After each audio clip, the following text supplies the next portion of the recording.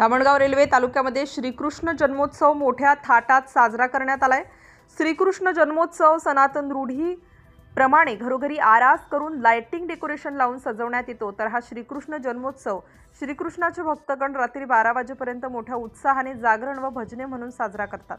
श्रीकृष्ण जन्माचे स्वागत करून 56 भोग लावण्यात येतो। भजन व जागरण सह घरोघरी हा उत्सव साजरा करण्यात येतो। रात्री 12 वाजेपर्यंत भक्तगण घरोघरी भेट देऊन श्रीकृष्णाच्या दर्शनाला गर्दी करतात। दुसऱ्या दिवशी दहीहंडीला सुरुवात होते व महाप्रसादाचा आनंद घेतला जातो। धामणगाव तालुक्यात मोठ्या उत्साहात हा सण साजरा करण्यात येतो। धामणगाव येथील विविध मंदिरासह श्री हनुमान मंदिर देवस्थान, सर्वोदय कॉलनी येथे सुद्धा श्रीकृष्ण भक्तांनी श्रीकृष्ण जन्मोत्सव मोठ्या उत्साहात साजरा केलेला होता। सिटी इंडिया न्यूजसाठी अनिल एन शर्मा, जिल्हा प्रतिनिधी, धामणगाव रेल्वे।